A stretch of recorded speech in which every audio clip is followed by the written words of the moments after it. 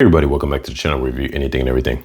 And we just recently did a video on just some recommendations I had for people who are getting into photography and wanted to purchase, just want to get into photography and just recommendations for purchasing like a used camera body that is more affordable than some of these brand new ones, because you really don't need all that if you're jumping into photography. And a lot of people not in the know are chasing these mirrorless cameras that are very expensive because in their mindset, they're thinking that, okay, well, I don't know any better, so that's what I have to go for. So hopefully that video was helpful. After seeing that video, and if you're into photography and you're kind of wondering where should I go in the direction of lenses, that's what this video is for. I'm just going to recommend a couple of basic lenses that you guys should start with. And then from there, you can do kind of your long journey of research and whatnot. But this is just kind of like a starter base on maybe like one or two lenses that I recommend for you guys, depending on the system that you guys are getting. Well, I should say, the format in terms of APS-C crop or full frame for Canon. This is only going to be pertaining to Canon because I'm not really too familiar with the other camera brands, though Nikon probably has a similar type mirroring these type of lenses. So you could look for something like that with Nikon, but I can't specify because I don't know them. But I'm only saying that because I brought up Nikon as far as the camera bodies in the previous video, because I know a little something on the camera bodies, not so much their lenses. Okay, so jumping into, if you have either a crop body like this 40D or a full frame like this 5D Mark II, and you're just getting into photography, you've got your camera, you want to know what lens that you're going to go with, or maybe you're contemplating which body you're going to go with, and then which type of sensor you're going to go with, and then follow up with the lens. First off, I would say a 50 millimeter 1.8 prime, which is these two right here. And I'm going to go into the difference between them, but just in general, regardless of which camera body that you have, which type of sensor you have, you should get one of these, because usually they're always affordable and they're not going to break the bank. So that kind of 1-2 combo of your camera and that lens means you can get out there shooting often for a relatively affordable price. Something like, for example, the 40D plus a 50 millimeter prime lens with a wide aperture of 1.8 allows you to get that shallow depth of field, that blurry background for a very affordable price. That's going to probably be total almost like $100, depending on the setup of how you get it. And for, say, something like the 5D Mark II, if you're getting a full frame like that with the lens, you might be somewhere in that 250 range, maybe 280 range, depending on how much you paid for the camera. So you could get all in at that price range, depending on the type of lens that you get of those 50 millimeter. I'm going to break that down now.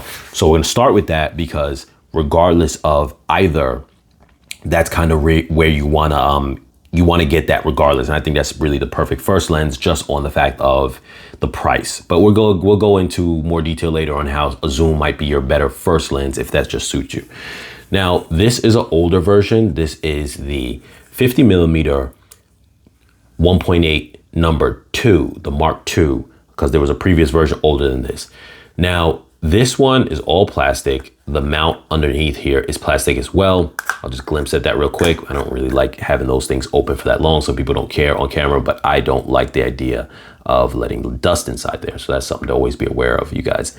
Now, this one right here, anytime a 50 millimeter ever came out, it generally was, for the most part, $100 when it was brand new at the time. This is an older model. Now, if you were going to buy this on the used market, I honestly would say that you want to purchase this one for the quality of the image is good. The autofocus it's going to be a little loud. It's still going to work, especially for things like portraits.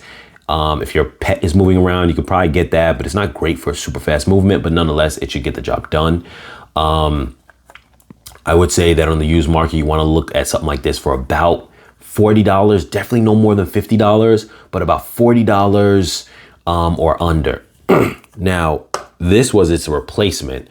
This one is the 50 millimeter STM, and that's to refer the type of motor. I believe it's like stepping motor or something of that sort. I could be having it wrong. You guys can post in the comments if you guys know exactly. I forget what that term meant. Now, this right here has you can already see the metal around it. This has a metal mount, so it's constructed a little bit better.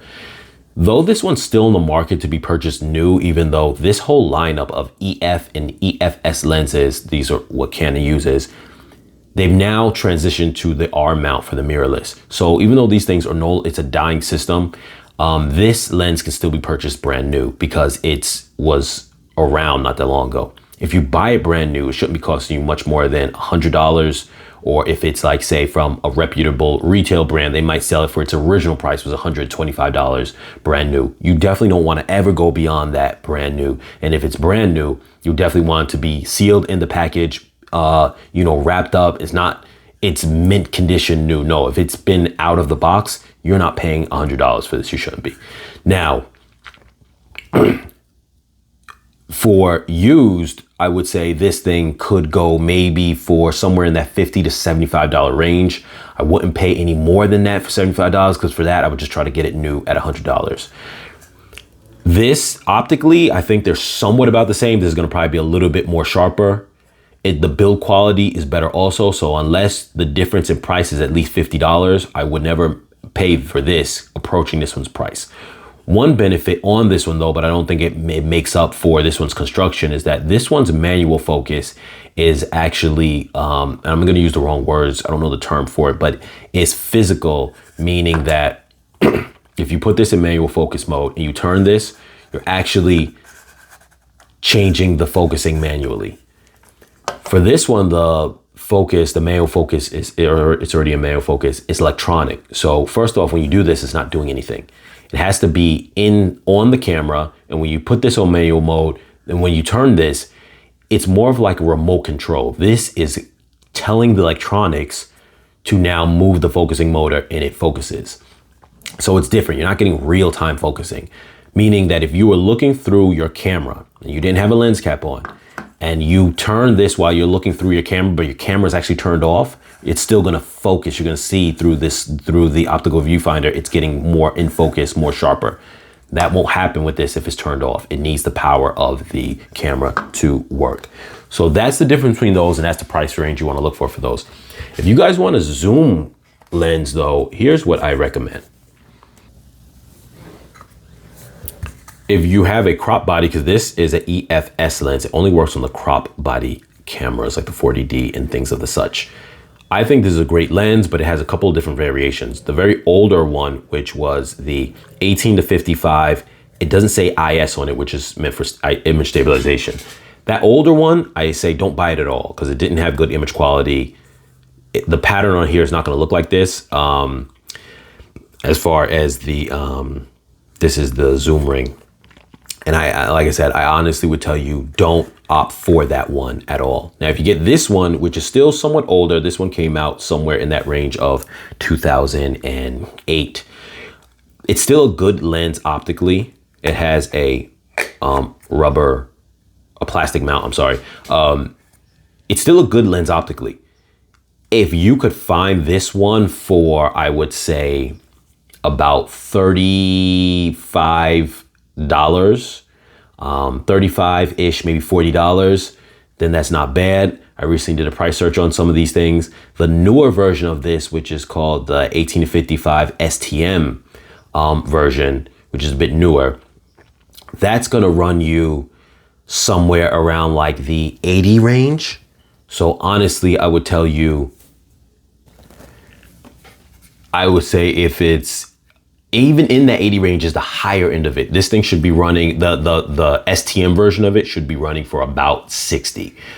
80 is the max. And even then it's got to be pristine condition. Otherwise you could find this for probably about 60. And that's not a bad deal because it's giving you a zoom range. Now the aperture is if I'm not mistaken, it should be like a 3.5 to 5.6. And I thought that it says somewhere on the lens. It should say it somewhere on the lens. And I'm not seeing it right now. But it should be 3.5 to 5.6. Now, it's a variable aperture lens. What that means is on the 18 end, the wide end, it's going to be 3.5. And on the telephoto end of 55 millimeters, it's going to be 5.6 aperture, which is fine because this lens is really not necessarily specific for the low light. You're shooting in daylight, you're shooting in decent lighting conditions. It's just about you getting the shot. The wide in the 18 is going to give you a decent shot for, say, landscape. And then the 55, it can zoom in to be a good just general purpose lens. You don't need to be super zoomed in because that's not what this is for. You can use your feet to get up close. This is a good starter lens. I really like this lens, and I've always liked this lens. It's not something you should be paying a large amount of money for. It might be a better starter lens for you also if you just need that range. But generally speaking, the 50 is just really good for low light because the aperture on that is 1.8. So the smaller the number, the larger the aperture. But nonetheless, this is a good 1-2 combination. You can probably get both of them for about $100 total. So I definitely recommend this for the crop body camera. Now, before I get into that lens, as for a full frame, general purpose full frame, even though you can use it on a crop sensor, it's not as wide, but I've used it on a crop sensor as my main just general purpose lens, and I like it. It goes from 24 to 105. There is a 28 to 135. If you're buying a full frame, I would probably recommend that one. I recently just did a search to find out the price on that one, and that one goes for roughly about $100. Sometimes it's about like 80 something. Sometimes it's about 125, 130. So you got to find within that range. I say about 100 is a good medium in between. That's a good zoom lens for the full frame. The 28 end of it is about the equivalent of the 18 on the crop body. So you're still able to get a good wide range for landscape, but you also have that telephoto zoom in. But that's also if I'm not mistaken, 3.5. Yes, it's a 3.5 to 5.6 aperture. So obviously as you zoom out more, the aperture gets smaller as far as the minimum aperture is smaller. Now, this right here is the Canon, is the EF 24 to 105 constant 4. It's an f4 lens, so it doesn't change the aperture, and it has image stabilization. This is considered one of their more premium lenses, but obviously since it's older and dated, it's now on the used market a lot cheaper. I just recently looked it up, and the middle range of this is about $400. It's about $350 on the lower end, about $450 on the higher end. This is for the first version. They had a later version, but honestly, you don't want to kind of look at that if you're trying to be on a budget. This is not bad, but it's kind of pricey. So relative to you buying, say, a $200 camera body or a $50 or $60 camera body. So, keep that in mind. But it is giving you a f4 aperture, which is better than the 5.6. You can still kind of work with it. It's really kind of good where you can keep your specs the same, because as you zoom out or in, you are able to still stay at f4. This one has a long zoom like extension when you do it, and it does get a little bit of a zoom creep. What I mean by that is if you're holding it, say around your neck with a neck strap, and your camera is dangling off of your neck, and you do that, you can see that it just rolls down on its own because of its own weight. Now, obviously, if you're holding it in your hand, you don't have to worry about it, but it doesn't have a lock mechanism. With the newer version, had a lock mechanism, if I'm not mistaken. It may have, I could be wrong, but nonetheless, that newer version might end up costing you a bit more expensive for it, which may not be worth it for you. If you're holding it in your hand and you have your camera up to your eye and you're holding it, you holding it is going to stop that from happening. But nonetheless, optically, in your image you're going to get, this is a great all-around lens, especially for the full frame. So if you can afford this,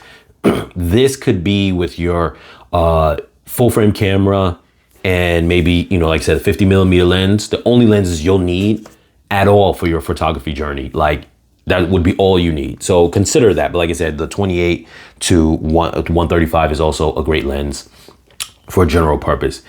Like I said, this was just to give you guys an idea if you're starting off. If you guys are really knowledgeable on a lot of this stuff, you guys are already gonna know. You don't really need to hear it from me. But for those who are just getting started in photography and they wanna kind of go on that journey, this just kind of helps you as a way to get started and a kind of intro package to all you'll need. So even if you end up loving photography, but you don't wanna spend any more beyond that, you could stick with that little setup and you would be fine for the rest of your life. As always, you guys, like, share, comment, subscribe, and I'll catch you guys in the next video.